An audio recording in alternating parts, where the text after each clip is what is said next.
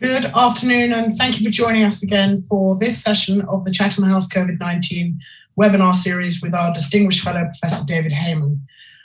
In light of the governance failures of the pandemic, at the end of last year, countries agreed at the annual meeting of member states of the World Health Organization to launch a process to draft and negotiate a pandemic treaty, convention, or some kind of international agreement that aims to protect us better the next time from pandemics. The aim is to get political commitment to health security compliance between governments, calling for global collaboration, cooperation, and solidarity. That process is now underway through an intergovernmental negotiating body, and various stakeholders are in swing to inform or influence, or both, that process when it comes to everything from what it should and shouldn't cover to whether or not it should be a legally binding agreement. It's all for the taking at the moment. And today we're going to be talking about the prospects for ending up with a meaningful agreement. Joining David and me to delve into some of the key issues around this are two leading analysts and key opinion leaders on this topic, Ilona Kickbush and David Fidler. Ilona is a global health governance and geopolitics expert with the Graduate Institute in Geneva, and David is an expert in international law and global health at the Council on Foreign Relations. But before we launch in, I just need to remind everyone of the housekeeping stuff.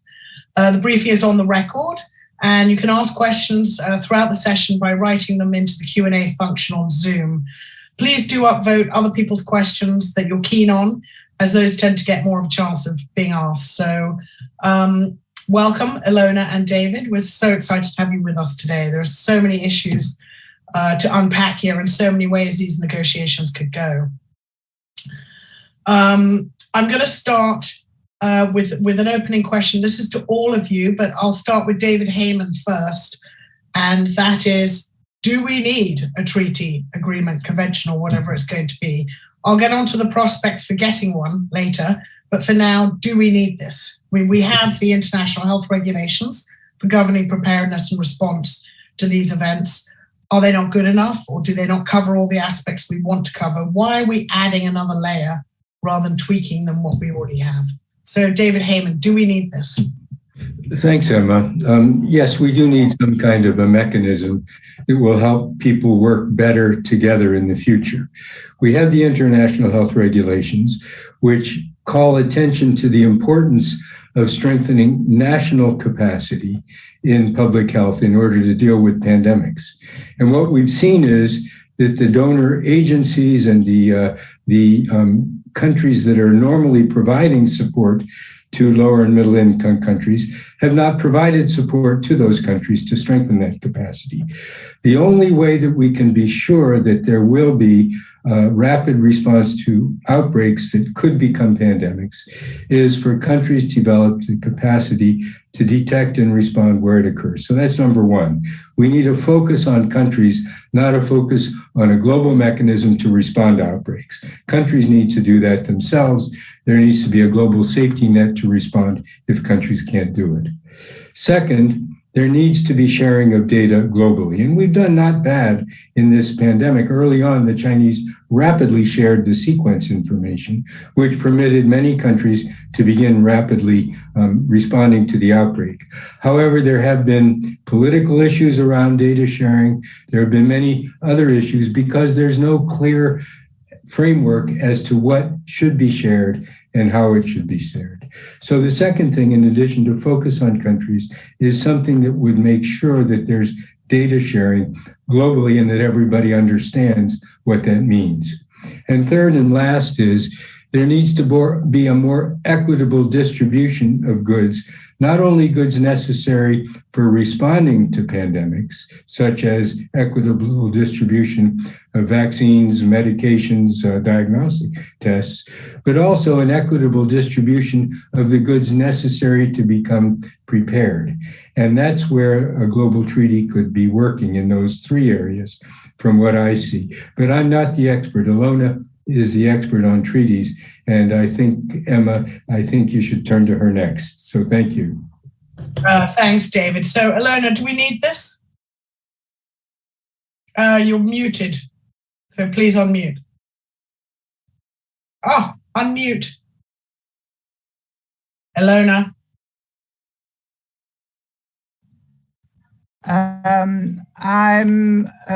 First of all, let me say yes, I'm a firm supporter of a process for a treaty.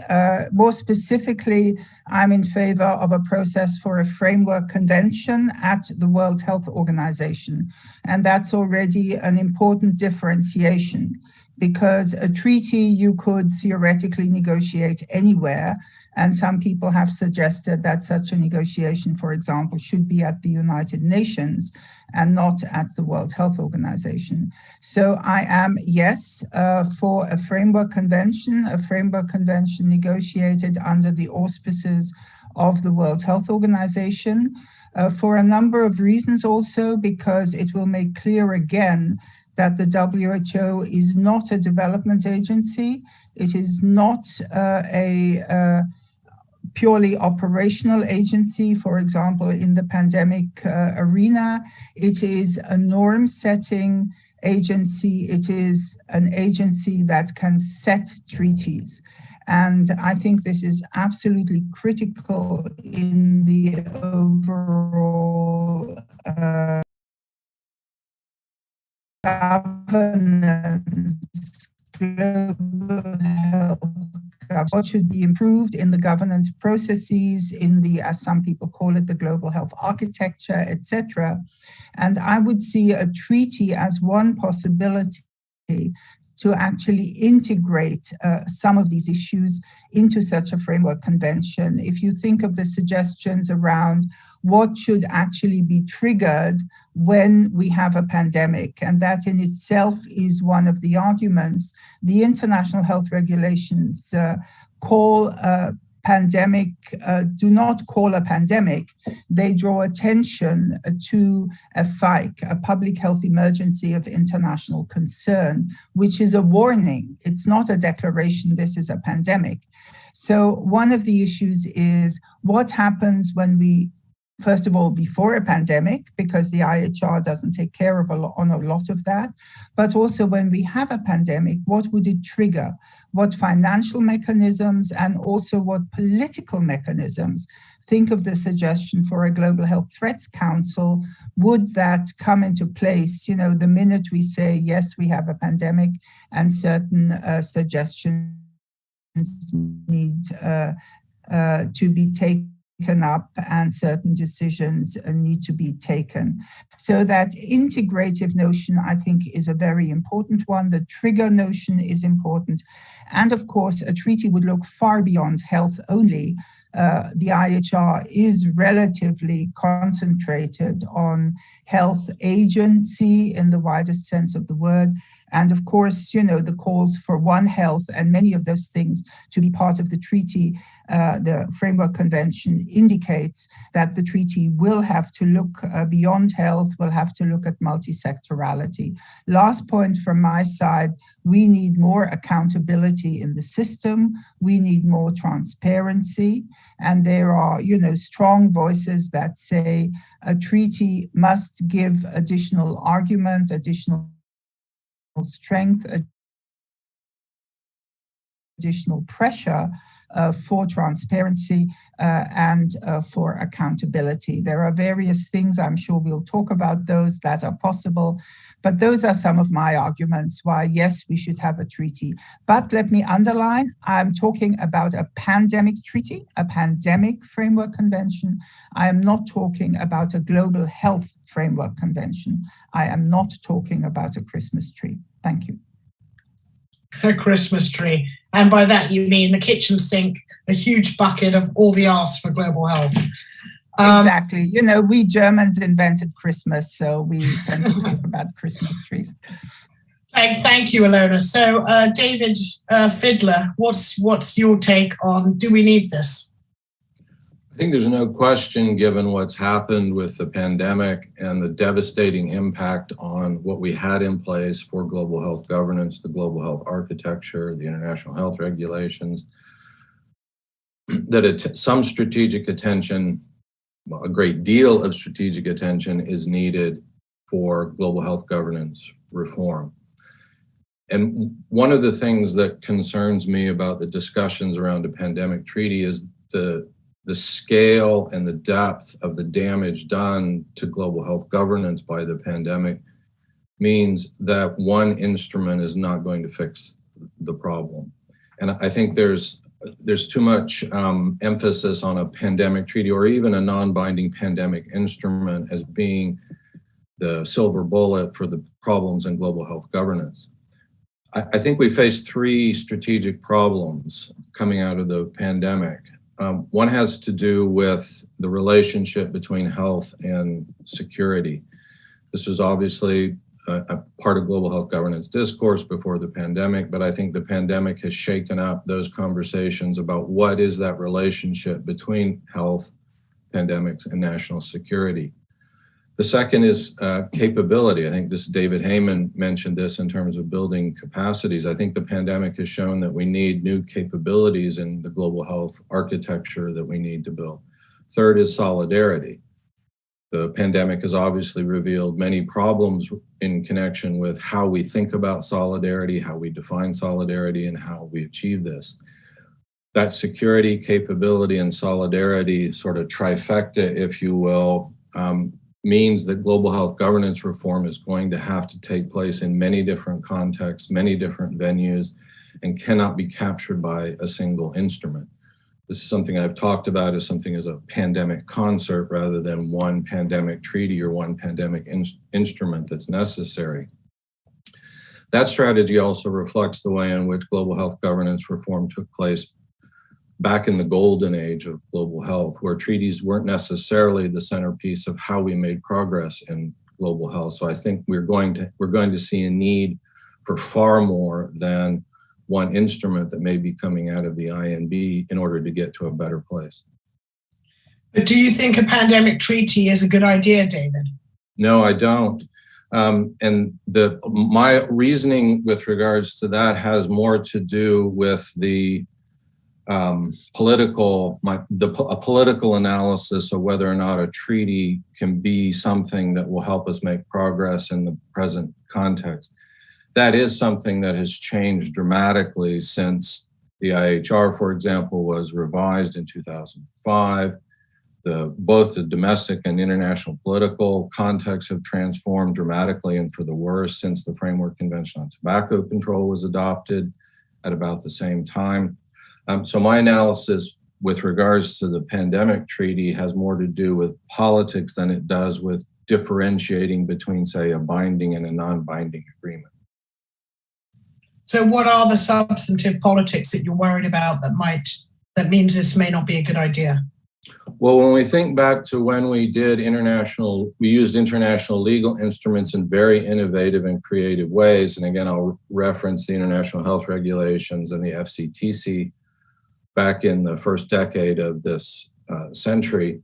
At that period of time, there was no balance of power. There was no geopolitics. The United States and the Western democracies were unrivaled in a geopolitical sense. Our main military adversaries at that time were terrorists.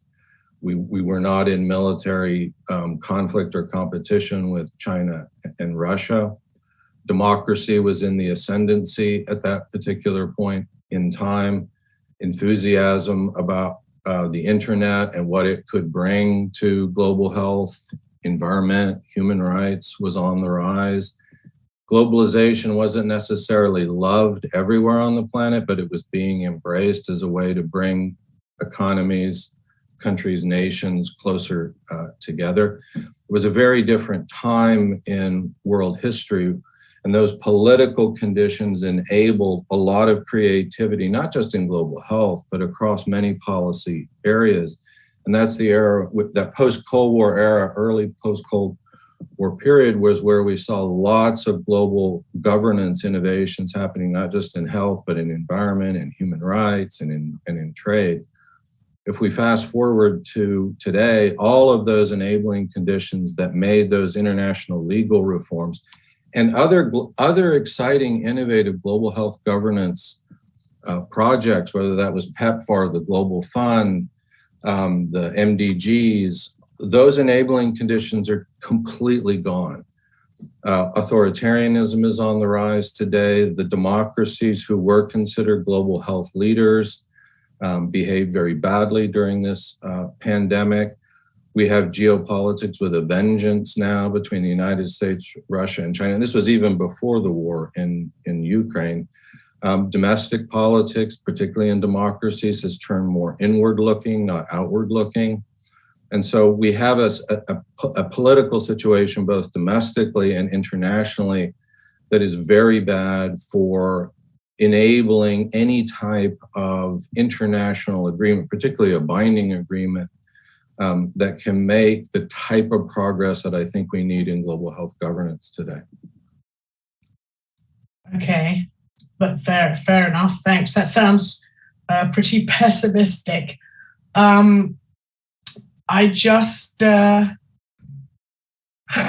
Emma, let me come in on this. Yeah, go ahead, David. Just a bit, because I do want to put in some optimism. You know, smallpox was eradicated between 1967 and 1980.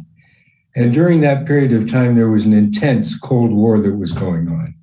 Yet everybody worked together, every country worked together through the World Health Organization to accomplish a common goal, and smallpox was eradicated. Now, that was a different period. There were many billions of people less at that time.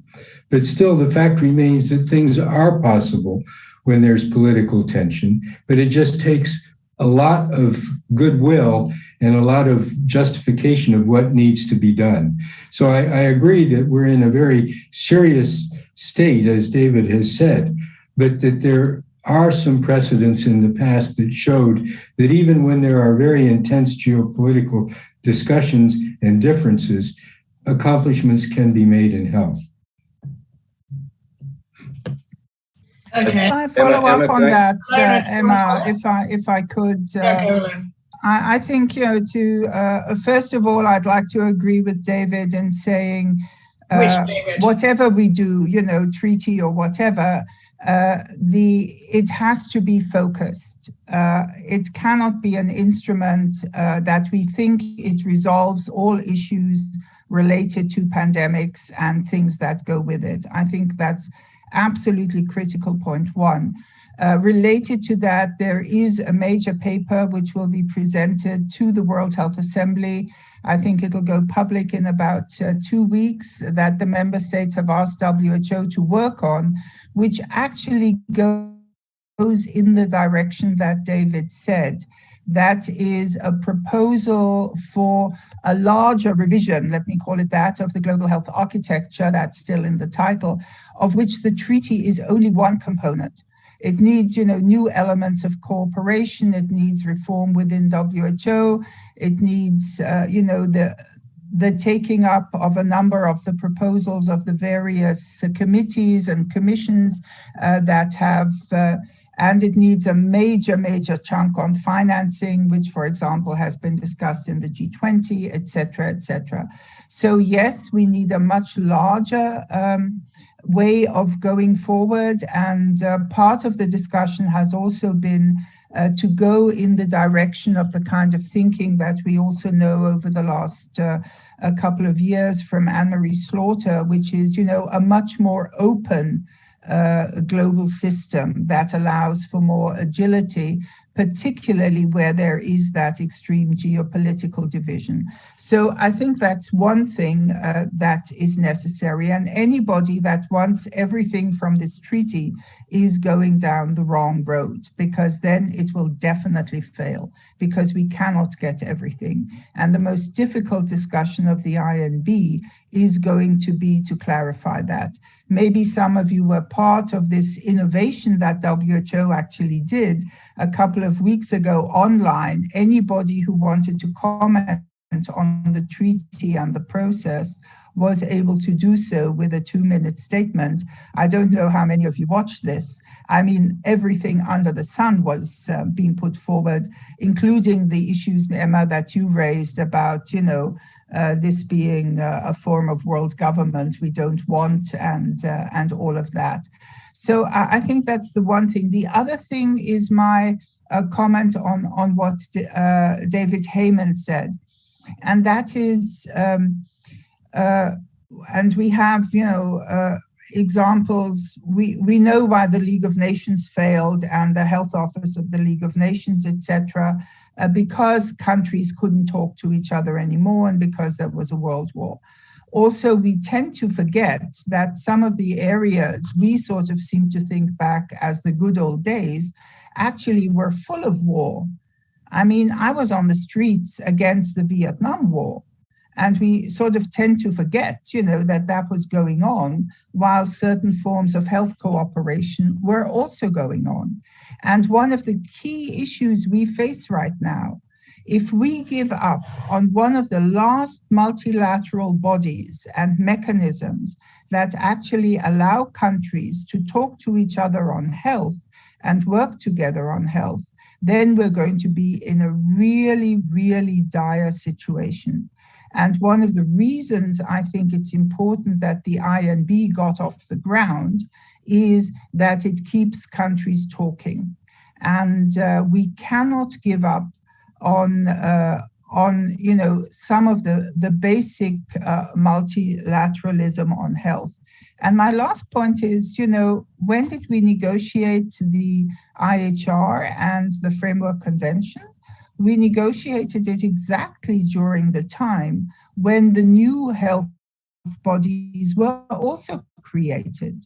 That was when the Global Fund started, Gavi started, all these things started. And at the same time, Dr. Brundtland, who was the Director General at that time, said, yes, all those agencies are moving forward.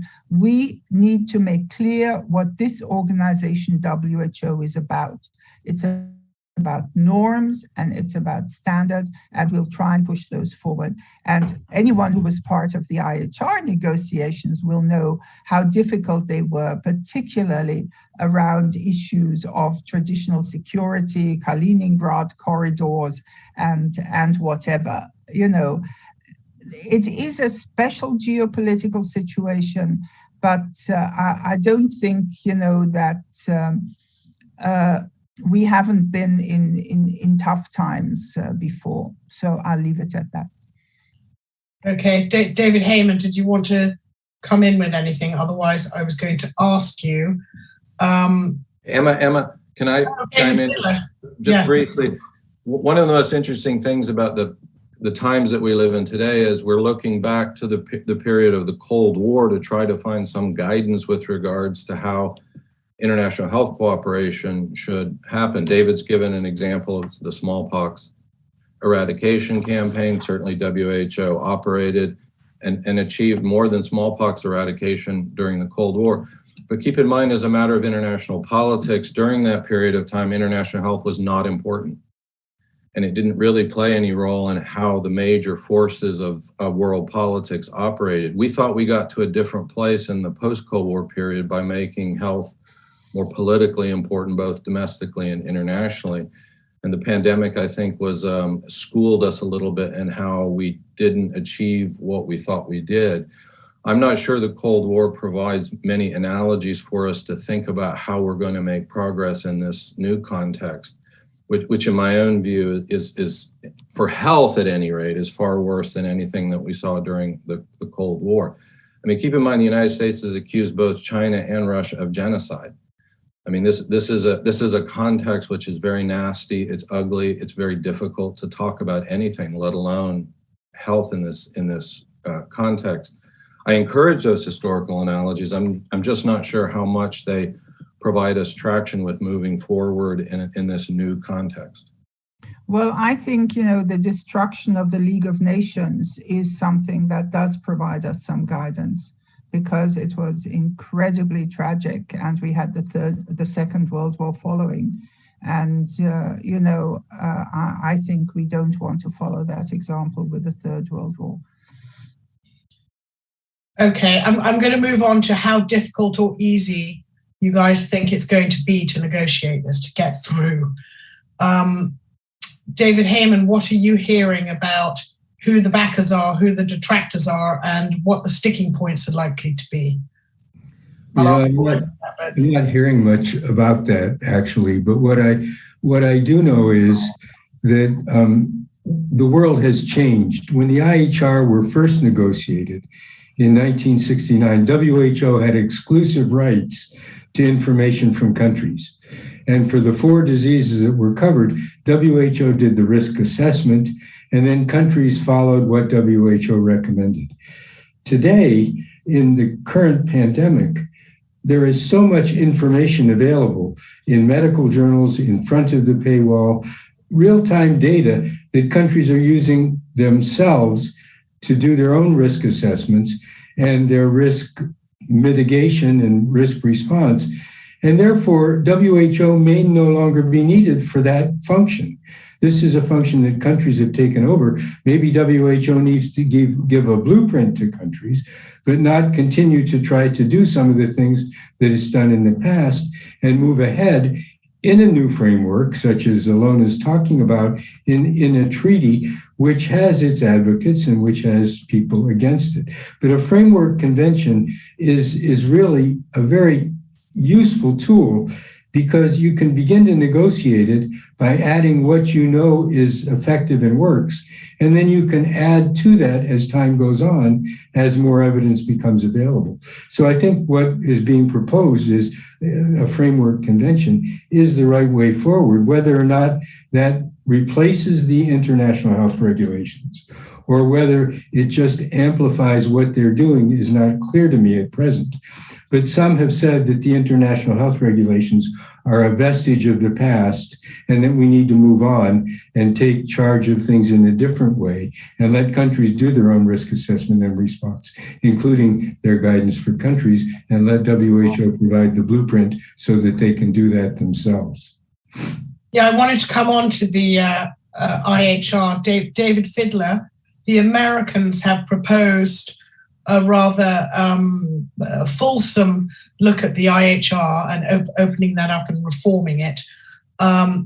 Why are they doing that, A? And B, do you think that opening up the IHR, maybe at the same time that we're negotiating this pandemic instrument, would make it harder to negotiate a treaty? Could it split the attention? Could we end up with less and a delegitimized existing instrument as well as a failed treaty negotiation? Or am I catastrophizing a bit here?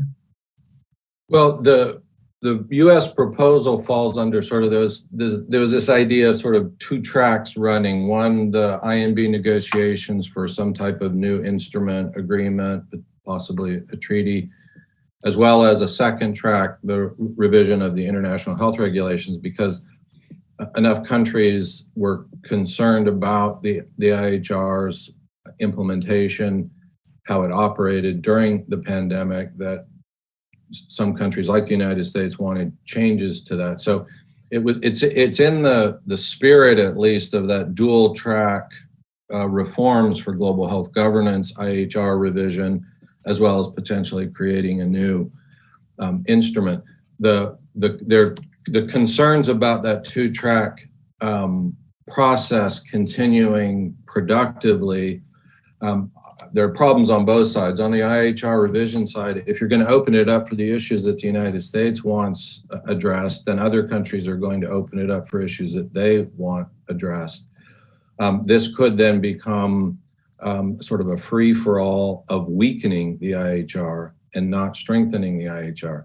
I actually think the IHR has gotten a bad rap during the pandemic, often unnecessarily, but that tells me that there's political discontent with how the IHR operates, and I'm worried that opening that up could produce a weakened set of revisions, regardless of what happens in the other negotiations. If you're going to run the dual track effectively, then you want to make sure that what you're doing in the INB is complements, supplements, supports what's happening on the IHR side. If that's falling apart, it's difficult to figure out how the INB is going to produce something that's supportive. Secondly, the INB itself could go off track in terms of there not being agreement about what countries want to make a priority on that track as opposed to what they're doing on the IHR. There is no clarity right now about that, how those 2 tracks operate together. And when you don't have that, and we're this far down those tracks already, I think that's dangerous for global health governance reform.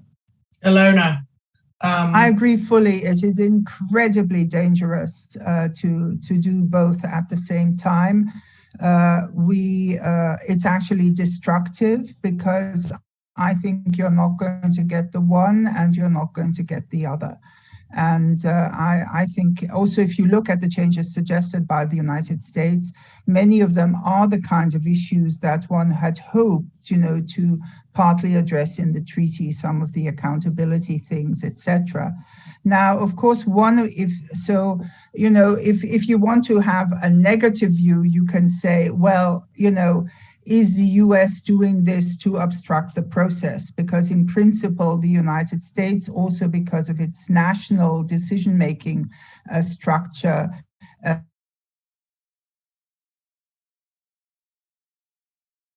is usually opposed to treaties because it is very difficult to ratify them back home. They can sign them like they did with the Tobacco Convention, but they usually don't get them ratified. And that has been one of the arguments why the US has said, we won't get this ratified, so it's not worth going down that road. That's one thing. The other thing, and that's important, and I'm not a lawyer, but I've been told, and this is the history of the WHO, because the two types of instruments are under different parts, different articles of the WHO Constitution.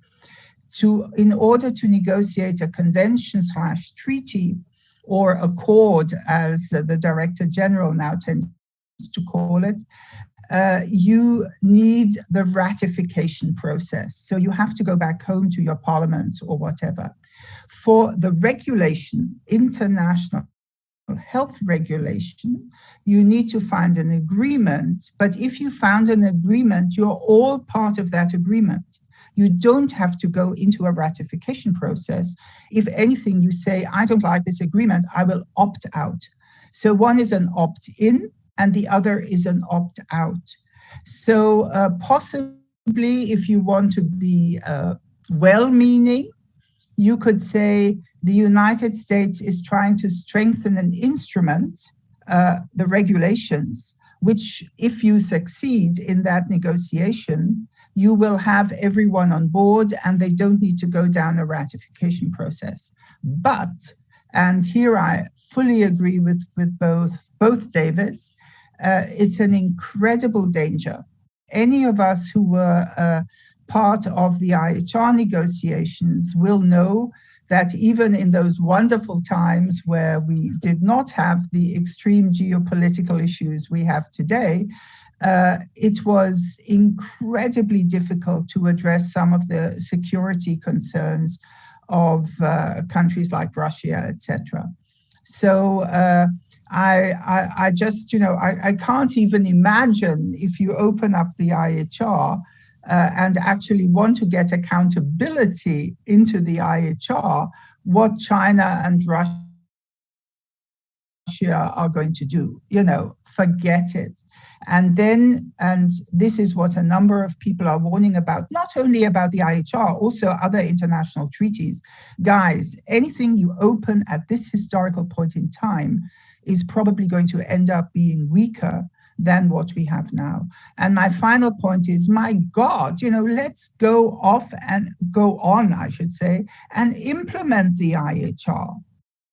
Because, if at least, 80% of the countries had implemented what is suggested there, we know that infrastructure is not the only thing. Political decisions are important.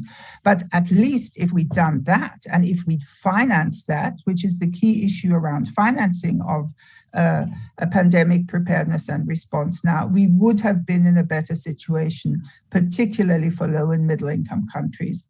Yeah, I just wanted to. And that includes production facilities. If we haven't even implemented what we do have, what do you all think is politically feasible to get done in a pandemic treaty? There are so many proposals for what should go in it, what shouldn't, and nothing's been decided yet. But what do you all think is politically feasible that could make it through? Who wants to? I don't think that's how you start a treaty discussion. You do not start a treaty discussion, oh gosh, how much do I not ask for because the US, China, or I don't know who else wouldn't like it. You start a treaty discussion like, for example, the European Union started this whole thing by saying, let's have a treaty. Now, these Europeans, tend to be, particularly in the EU, tend to be very legalistic and treaty-oriented and whatever. And one can say, what do you know? But, you've got to put something on the table and then you've got to clash your heads. But, and of course, you don't go in with a total rosiness of, and particularly without any analyses of the geopolitics, as David Fiedler has so correctly done. But, you say as a country, what do I want to get out of that? And then you go into diplomatic negotiations. You don't have, the US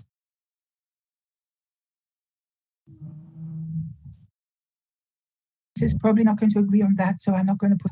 You need to have tough negotiations, and and who knows? Maybe they will fail. Remember the climate negotiations in Copenhagen? They failed. A couple of years later, they worked. So let's do our job of health diplomacy. Okay, before I go on to audience questions, David's, what's your take on? Realistically, I hear what Alona's saying, that you've got to make a bid for what you want, but looking at political realities, what do you think is likely to fly? Is there anything, David Fiedler, that you think will fly at this point? Well, what scraps do you think can make it through? Well, I would like to agree with Alona, but this is the problem with geopolitics. It immediately warps the way that we think about every issue. So, for example, if I think about the United States, what does the United States want out of this larger context of global health governance reform, beyond the IHR reform proposals that's put on the table? There is no consensus in the United States about that. There's no political solidarity within our domestic politics on that issue. And so we don't even know what we necessarily want to put on the table that would pass domestic political muster, let alone survive in the geopolitical context. And unfortunately, the geopolitics means we have to think about what we put on the table in geopolitical terms. It's not an ideal world, but we know from the Cold War, and even before the Cold War in the interwar period, geopolitics warps how we look at these issues. Are we going to use this to poke Russia and China in the eye? Are we going to use these negotiations to gain geopolitical advantage, soft power in this competitive, coercive environment? Those are parts of the reality of what we have to think about in terms of what gets put on the table. That automatically creates that extra layer of problems. And I'm not sure the US is unusual in that context of not really knowing in its own domestic politics what it wants out of these negotiations, let alone how we're going to navigate what we want in this context in which we are simply not going to be able to trust not just Russia and China, but many other countries which support Russia and China in that spread of authoritarianism across the international system that's 16 years and counting as a phenomenon. There's lots of good ideas, but when you start putting it in the domestic political filter and the international political filter, it really begins to look difficult to see where consensus can be reached. Even on Public Health 101, right? Let's improve global surveillance. Who could be against that? The question is how you're going to go about doing that, and can you get these countries which are ideologically opposed and now in some extent an existential geopolitical conflict to agree on making those types of changes to capabilities? Thank you.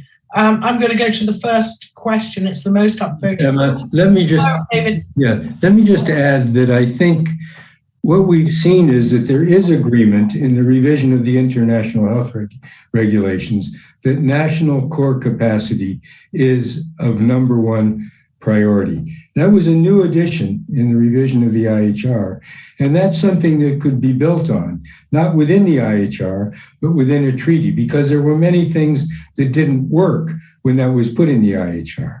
One of those was that countries just didn't invest themselves, nor did the development community provide the funds necessary for countries that couldn't afford to do it themselves. So there are already some global agreements in that revision of the IHR, which could be built upon outside the IHR. And maybe the IHR, as I said earlier, is something which we should use as a step forward, but not necessarily continue to use it for the risk assessment and other things that countries have decided they prefer doing themselves. So do you mean, David, that the treaty might tie countries to spend that money domestically or internationally? Yes, one thing. Countries need to develop their own capacity to support their public health and sustain it, but development agencies should stop fractionalizing their funding and providing for one area of work and not another. So why should they be providing only for a specific infectious disease when what's needed is a whole system that can accomplish disease surveillance, detection, and response, and accept the surge in populations that might occur from an outbreak or a pandemic? Okay, I'm going to go to Robert Lingard, most upvoted question. How can a treaty or regulation on cross-border threats be legally binding if no sanctions are included in the agreement? First of all, prospects for getting sanctions, and if we don't have sanctions, what do we end up with? Emma, I can start Sure. on that. The way international law operates is that there's always the possibility for sanctions. You don't need to create an international court or any type of formal dispute settlement mechanism. There's something called countermeasures that we have in international law, that if a country is violating its international legal obligations, other countries can take countermeasures against that country in order to bring it back into alignment with its obligations. So the notion that international law doesn't have the capability or the rules or the mechanisms for sanctions to be implemented by countries is just isn't how internet operates. Second, you rarely see in treaty law, right, countries agreeing to formal sanction systems. And so the fact that we don't have these in the IHR, the fact that you'll never get them in a pandemic treaty, if that sees the light of day, doesn't mean that health is somehow being discriminated against with regards to how international law operates with regards to that particular feature. It's just countries don't like to see that happen. So I get frustrated when I keep hearing that you can't have something that's legally binding if you don't have these sort of formal sanction mechanisms. First, that isn't the way international law operates. Secondly, countries don't want to sign up to formal sanctions in this context. Third, if you think about this in a geopolitical context that we're in today, it's dead before arrival. So what we need to see is more of the creativity that we saw in the international health regulations of 2005 in ways of creating incentives for countries to comply with the regulations without there being formal sanctioning systems. And David Heyman is familiar with that type of thinking to avoid the necessity of going into that cul-de-sac. I just don't see that being a realistic possibility. So if the fact that you don't have that does not mean that you cannot have a legally binding international agreement. David Heyman, did you want to add anything on that? No, Alona? Yeah, I did want to, first of all, of course, to fully support what David Fiedler just said. And actually, the whole Ukraine crisis shows us that if countries want to sanction because somebody is breaking the law, international law, you can sanction. The issue is it might be more difficult in the global health arena to sanction, because what kind of sanction would you use that does not at the same time endanger the health of perhaps the party that is sanctioned? And of course, that has always been the problem in the health arena about other sanctions because of the health impact they have had. You know, take the issue of Iran, for example, Cuba, and others. So I think I am with David Fiedler here totally, that some of the global health community that is making this hinge on whether we have a sanction dimension or not, that's the wrong kind of thinking, point one. Point two, there might be, and I won't call it sanctions or even disincentives in other arenas, maybe, through who gets debt relief or who gets certain loans, etc. But even that is very difficult with the financial institutions because then, the IHR kicks in, has country X that is now not complying, had the amount of support it should have gotten to put structures into place so that it can comply.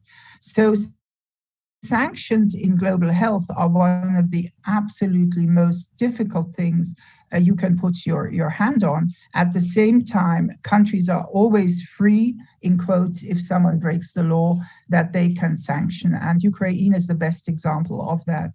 Ukraine is also the best example of countries calling for the implementation of international law. And if you think now of the attacks on health systems, if you think about issues suddenly around the International Criminal Court, and actually the US is in a double bind right now, having always been against the International Criminal Court, particularly as far as Americans were concerned. And now suddenly, because they are speaking of genocide in Ukraine by Russia, the International Criminal Court actually sounds quite exciting.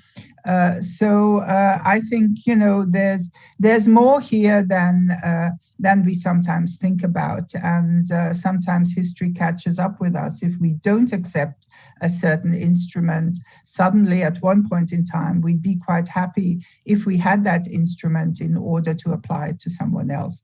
But of course, in negotiation, everyone's afraid it's going to be applied to me, and therefore I'm not going to accept it. More politics. The next most upvoted question is from Priti Patnaik from Geneva Health Files, and that is, how realistic is it to expect that equity considerations will be meaningfully addressed in a new instrument, given the utter lack of solidarity that has been witnessed? David Heyman, do you have thoughts on that first? Well, we have seen some equity negotiations in the past that have been quite successful. And I'm thinking of the influenza vaccine issues, where there was in 2007, the beginning of an international or of an intergovernmental working group, which actually developed a mechanism that there could be more equitable distribution of influenza vaccines. And we've seen a move ahead in the current situation to the ACT Accelerator, trying to make it more equitable in its distribution. That has not worked as initially conceived, when countries, both lower and middle income countries and industrialized countries, would be willing to purchase at least a quantity of their vaccine through the facility in order to get a negotiated price that was best. But it was a step forward. So there's active discussion about how this can be done. And I'll leave it to others to say what they believe. But I believe that we're seeing that there is a will to negotiate for more equitable distribution. If, for example, the COVAX facility, had been set up and functioning before countries decided that they would invest in industry to pull the vaccines out, the billions of dollars that did that, it might have gone through that facility. We just don't know. Ilona or David, anything to add on the prospects for equity coming through? Well, that's part of the negotiation, isn't it? And I think, taking David's example of the PIP framework, I mean, it was a very tough stance by Indonesia that said, hey guys, we're not going to share anything anymore if you don't share with us.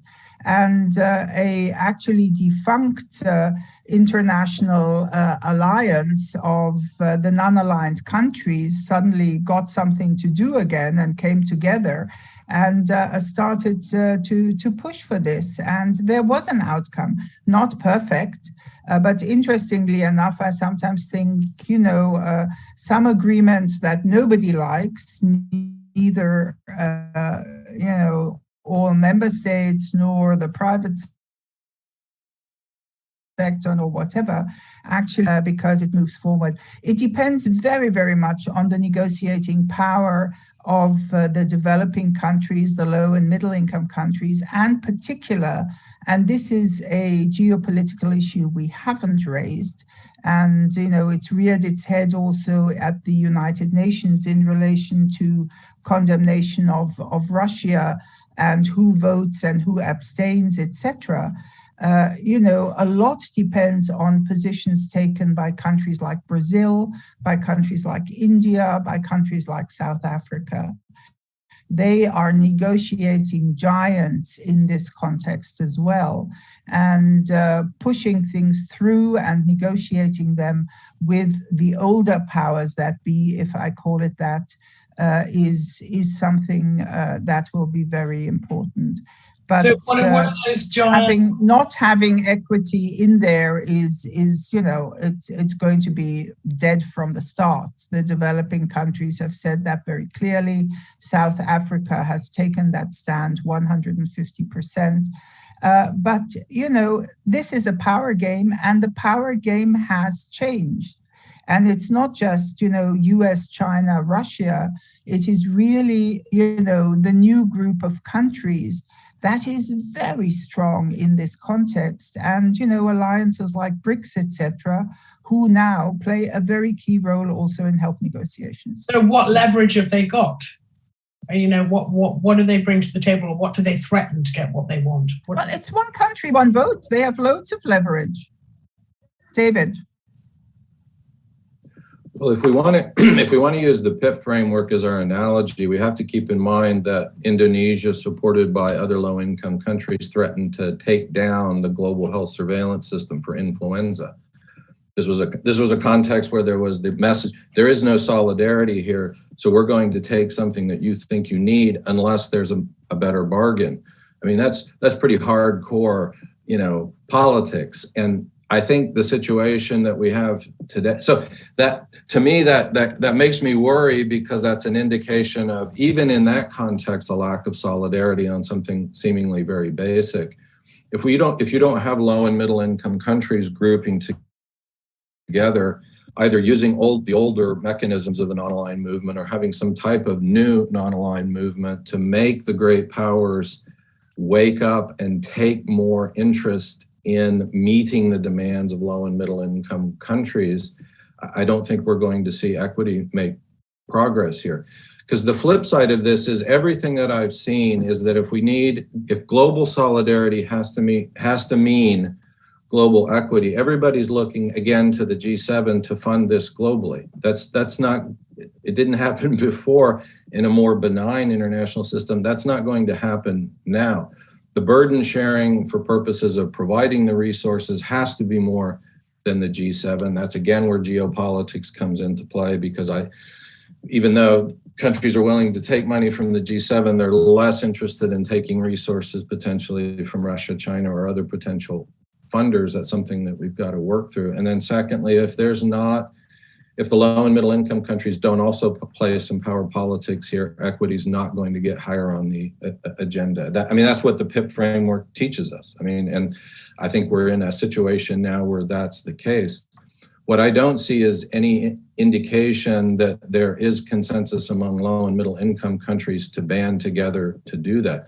I don't know why they don't do a mass walkout at the World Health Assembly in May to really demonstrate that they're serious about having their concerns about equity taken into account, either in the IHR revision negotiations or the INB. Well, have they got any muscle? What have they got up their sleeve that they could leverage, like Indonesia and withholding virus samples? Is there anything like that on the horizon to play into? Certainly. Well, certainly, because there's issue linkage now. So if we're in a geopolitical context, I don't want potential allies telling me that if I'm not willing to listen and take their demands and interests seriously, they're on the next plane to Beijing. That'll get Washington, D.C.'s attention. This is a very different type of game than even Indonesia could play back in the day that produced the PIP framework. It did produce something new and innovative in global health governance, but it came from a power political move on the part of low and middle income countries. So you're going to have to link health to this larger geopolitical context in order to get countries to sort of say, okay, we think that's important enough because we also want to have better economic relations, or we want to have a new naval port there, or we want your support, on our position on Taiwan or the South China Sea. You get that issue linkage being played together. This is going to make health people really uncomfortable, because then it looks like health is being used as a tool in the geopolitical context. In fact, that's where we are, and that's where we're going to be for at least a decade, if not more. I agree fully, and I think we have a very, very good example. The European Union regularly has a meeting with the African Union, and it couldn't take place because of COVID, et cetera. They had a whole range of outstanding agendas when they were finally able to meet again a month or two ago. And the whole negotiation was driven by the inequity experiences that the African countries had in terms of vaccine sharing, distribution, inequity, etc. And the joint summit nearly went off the rails because of that.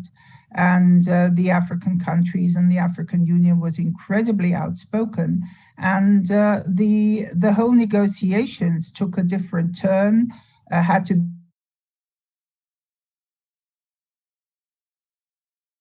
be much more equitable in terms of partnership playing out. This is playing out everywhere.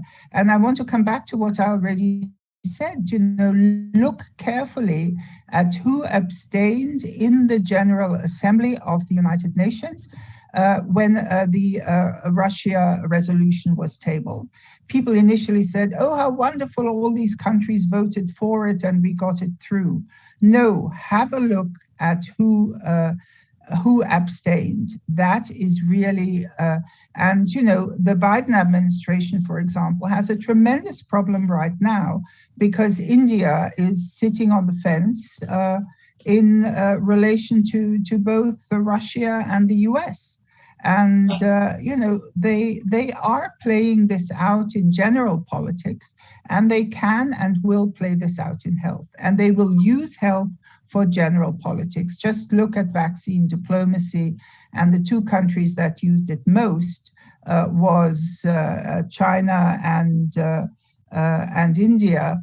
And the European Union doesn't only look egotistic in comparison to that, but it looks purely politically naive in comparison to that. So those are things we also need to analyze better. Okay, unfortunately, we're out of time with loads more questions to go. I wanted to squeeze in a one-liner kicker from each of you, and that is, before we wrap up, a quick one-liner. Would a weak agreement be better than nothing, or would it be very damaging? David Heyman, yes or no? A weak agreement's better than nothing? We have a weak agreement now in the international health regulations, so we should continue to work with it if we get nothing more. Ilona, a weak treaty accord worth anything? Well, it depends if it's a framework convention, because the convention in itself can be relatively weak, but the COPs that follow could actually, as the climate changes, actually be quite strong. So it depends what kind of instrument you choose. Okay, David Fidler, is a weak one worth having? No. Okay, thank you.